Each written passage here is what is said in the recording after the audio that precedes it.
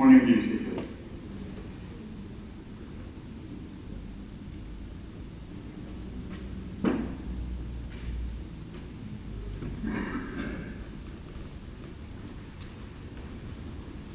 DCJ, as you are aware, there's a necessity which has arisen for an application for confirmation and postponement of the evidence of two witnesses.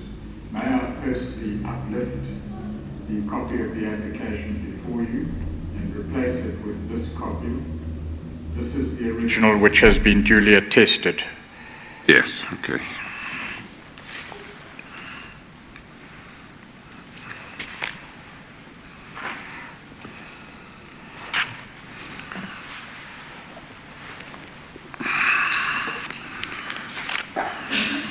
Yes.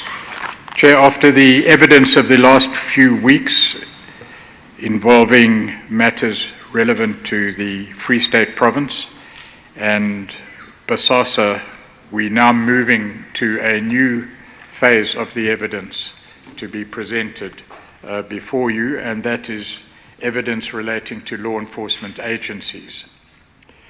The original plan was that Mr. McBride would give evidence today and General Boyson would give evidence on Thursday. The necessity for the postponement to Thursday and Monday respectively of the two witnesses has been occasioned by the failure of the legal team to ensure that 3.3 notices, that is, notices to implicated persons to enable them to consider evidence and apply to cross-examine, have not been issued. There was a decision or a proposal at least that in order to reduce formalities, the need for formal applications such as the present could be obviated. But it has now been determined in consultation with yourself, Chair, that this particular application is necessary despite that intention to reassure the public and to reassure interested parties that despite the logistical and capacity challenges that the Commission is facing, it does regard compliance with its rules as a serious matter. And in going through the rules, it may be that those rules need to be changed in one form or another to facilitate the continuous giving of evidence before the Commission. So I will take some time for that reason to explain, not for your purposes, but for the benefit of implicated parties who may be witness to this particular application and for the public at large to understand the rules and how they operate. Chair, Rule 3.3 of the quite comprehensive set of rules that govern the operations of this Commission states quite clearly that if the Commission's legal team intends to present to the Commission a witness whose evidence implicates or may implicate another person, it must, through the Secretary of the Commission, notify that person in writing within a reasonable time before the witness gives evidence. And that notification involves a number of steps and a series of pieces of information that must be provided to that witness. But essentially, the notice serves two purposes. The first, it allows a person to make arrangements to attend and hear the evidence of the person who is the witness.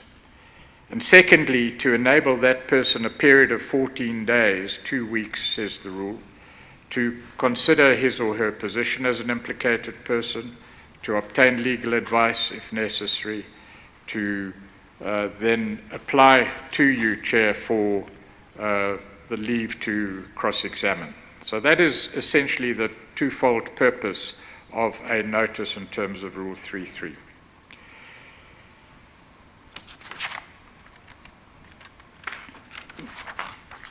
Rule 336 says that if a implicated person wishes to give evidence, to call any witness to give evidence on his or her behalf, or wishes to cross-examine the witness, he or she must, within 2 weeks from the date of the 3-3 notice, apply in writing to the Commission for leave to do so.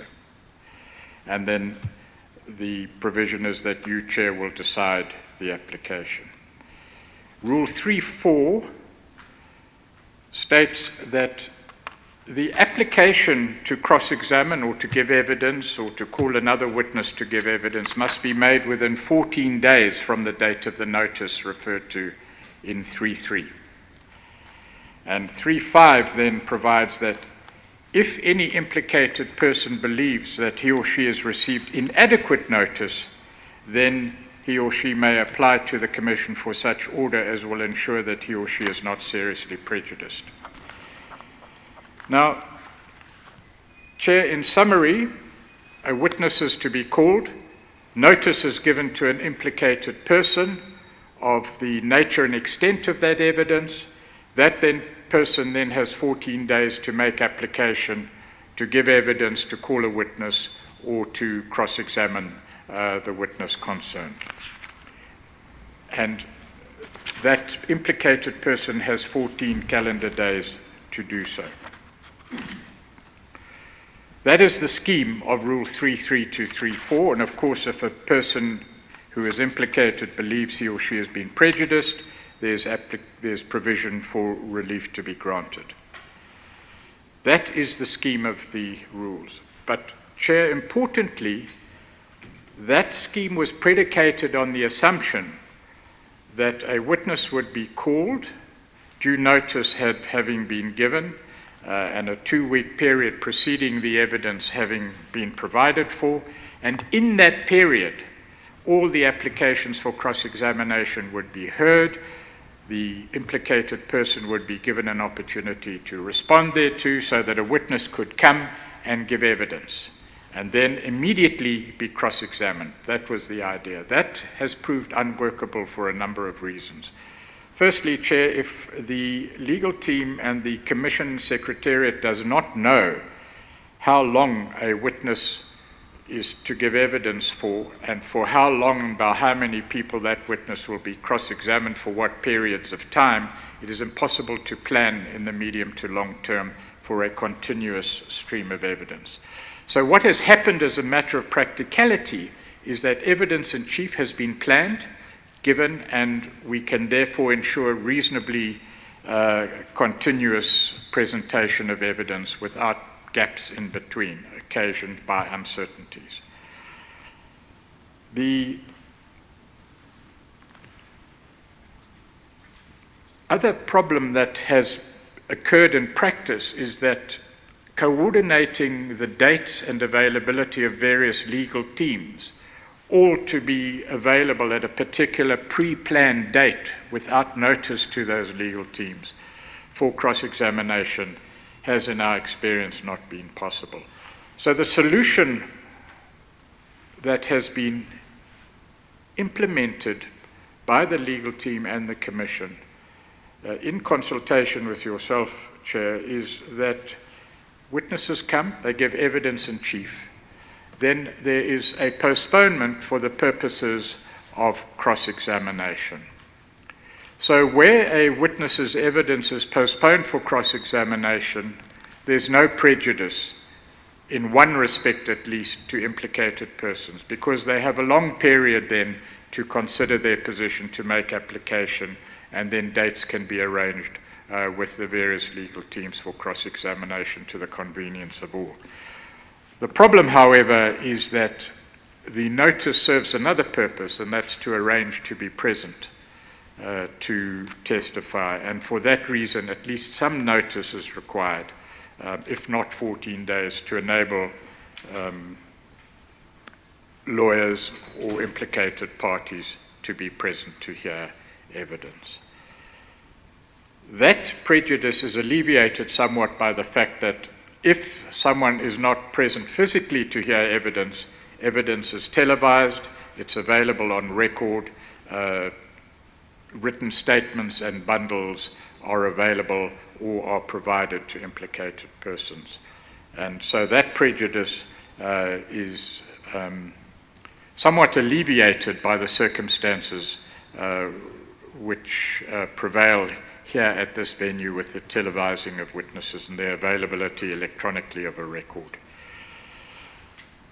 One of the amendments to the rules that may be considered is that the reasonable time should be given to witnesses, rather to implicated parties, before cross-examination, rather than before the witness gives evidence, provided that there's sufficient notice to the implicated parties to enable that party to attend, which may not be a formal Rule 3.3 notice, but another form of notice. But, Chair, the legal team is considering the position and may make representations regarding a different order of things for the future, because after the break in April, the pressure on the Commission will be enormous, and much greater than the pressure that the Commission is presently experiencing. The application has also been necessitated by the fact that matters were not attended to by the legal team. The legal team takes full responsibility for that. Nevertheless, having said that, there are logistical challenges which we needn't deal with in public, capacity and legal challenges which are being dealt with at present and are referred to in the application. So, Chair, that by way of background, provided a witness gives evidence in circumstances where an implicated party has notice of the fact that that person is giving evidence,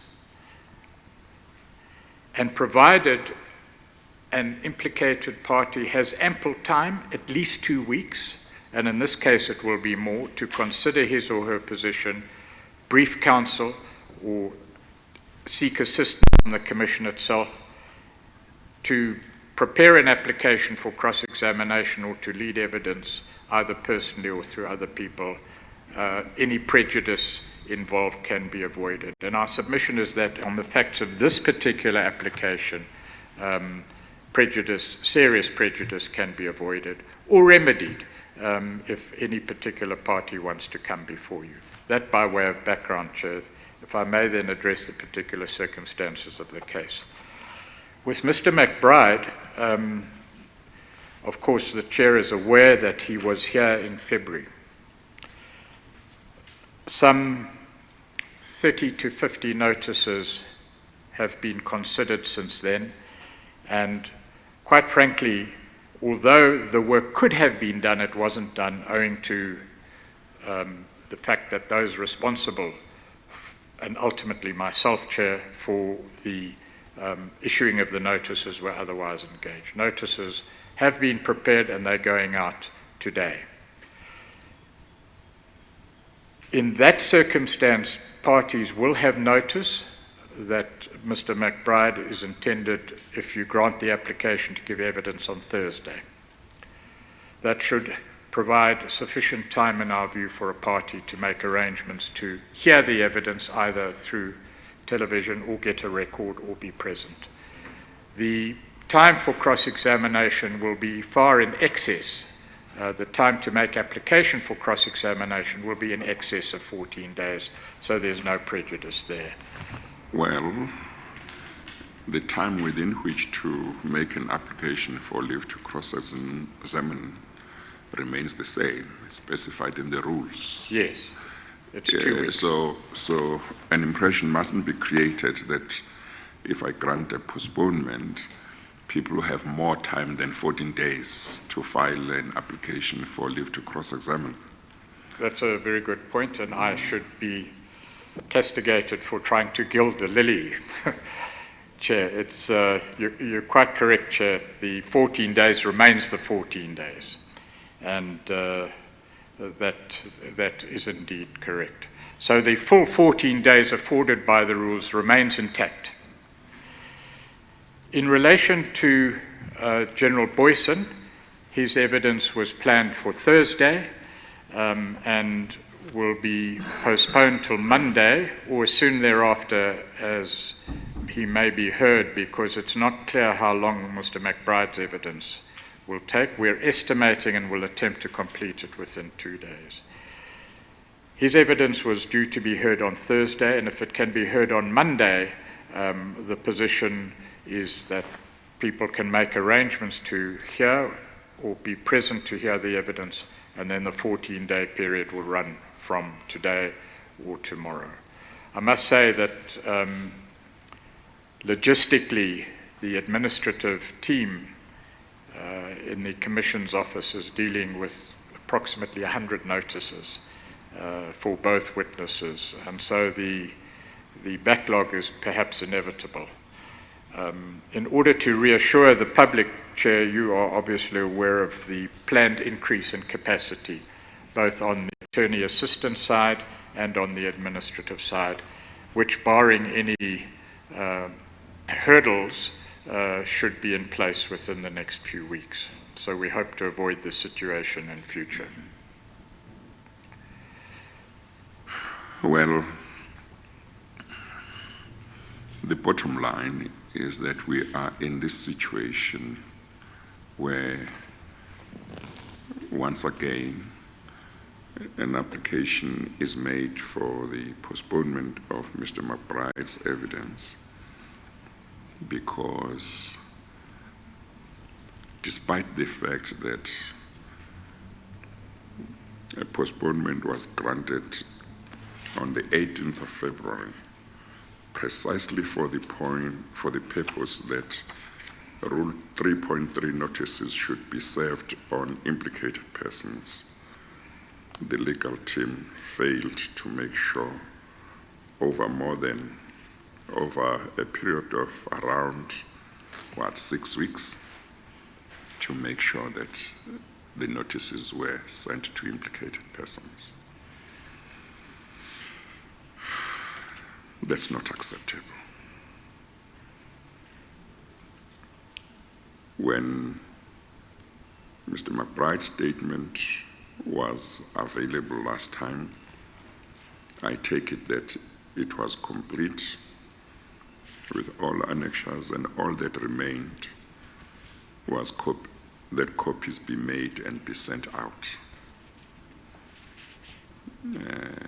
And now we have to postpone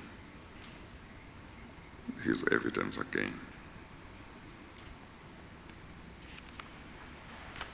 You have indicated that the legal team takes a full responsibility for this. I appreciate that the legal team and everybody are working extremely hard and that they are very busy. But there simply can be no excuse for this not having been done.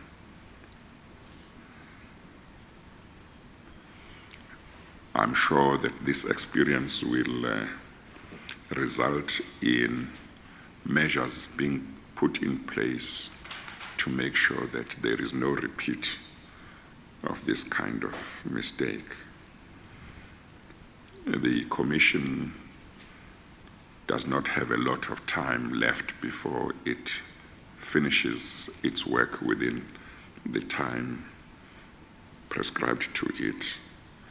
Therefore, we need every hour. We need to use every hour and every minute that we have to do the work and to hear witnesses.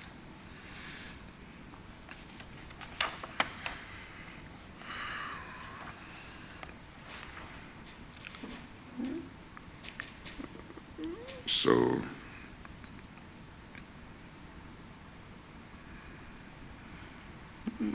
that it's unacceptable should be made quite clear and unequivocally.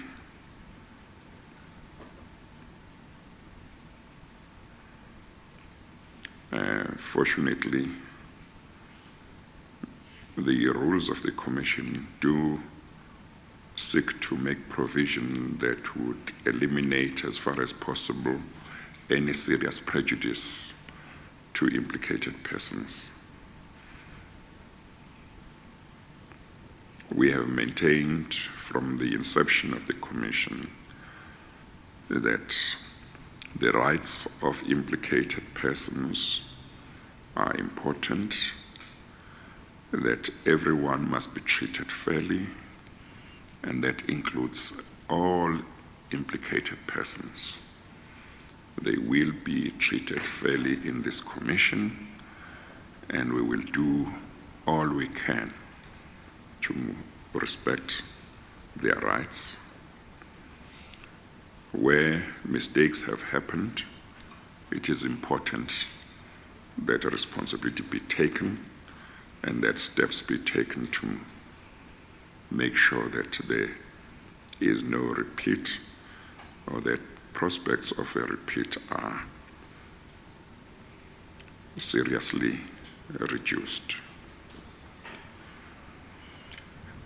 I am prepared to grant the adjournment as requested, in the hope that we will not have a repeat of this.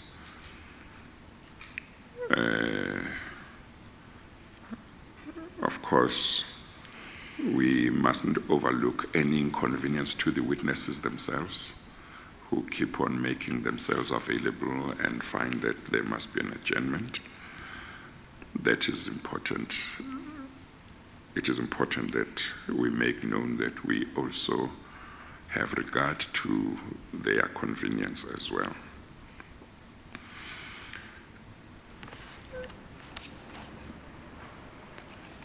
I will therefore grant an adjournment of Mr. McBride's, of the hearing of Mr. McBride's evidence from today to Thursday this week, and that of General Poison from Thursday to Monday, from Thursday this week to Monday next week.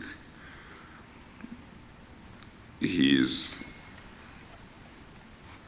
evidence being subject to when Mr. McBride completes his own evidence. So therefore, the evidence of those two witnesses, the hearing of the evidence of those two witnesses is adjourned as I have indicated.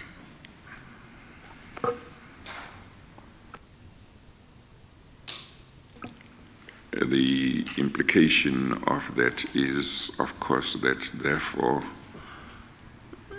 there will be no hearing of any evidence this week until Thursday morning.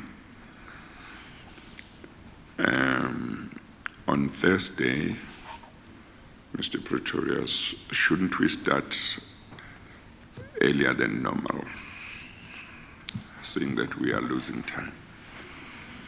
We can, Chair, but apart from Mr. McBride and General Boyson, there are no witnesses from law enforcement agencies planned for this week and next week. And then the interposition of evidence regarding Transnet is planned. But happy to start earlier, say 9:30 would be convenient, because one needs to prepare as well. There's a lot of work still to be done. Yes. There will be an opening statement Yes. Before Mr. McBride gives evidence. Yes. And there may be a need for an application, which I will discuss with you in chambers. Yes. How long is the opening statement likely to to take? Because that may be relevant to the question of when we should start and Between 1 and 2 hours, Chair. when he's likely to finish his evidence. Because from what you have said, we should try and aim at making sure that he finishes his evidence on Friday. So you say the opening statement might be 3 hours, No, between 1 and 2 hours. between 1 and 2 hours. I can try and restrict it to 1 hour. And what is your own estimate of how many hours his evidence is likely to be, even though it might be difficult to say? Yes, But, what's your estimate? Chair, if all goes according to plan, and there are questions of a limited nature, and there's no need for lengthy explanations to explain evidence, we should be complete within 2 days. But one must make provision, at least in theory, for time for matters to be placed in context and Yes. collateral evidence to be given in order to Yes. clarify what is being said by the witness. Yes. And my fear is that that may take us over Friday. So we might have to then start early on Friday and add some time after 4 o'clock as well. Yes, Chair. Certainly on Thursday, and maybe Friday we might need to start early as well. Yes, Chair.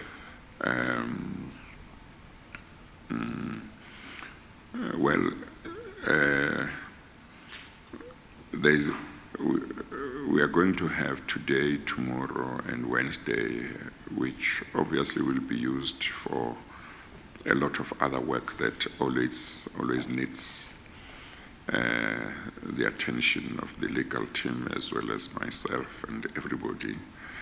But why shouldn't we start at 9 on Thursday? That gives you that 1 hour, which might be enough for the opening statement, but maybe you need another one. But if you have things to attend to, we could start at 9:30 and just add more time after 4. I would prefer the latter solution. 9:30. Yes, please. Okay, then we'll start at 9:30, and then we won't finish at 4. We will go at least up to 5, and then on Friday start early. You'll just have to remind me on Thursday to indicate what time we would start on Friday. We might have to start a little earlier, but also it will depend on progress that we will have made by end of the day on Thursday. We are going to adjourn the proceedings then until 9:30 on Thursday for the hearing of Mr. McBride's evidence. We adjourn. Thank you. All right.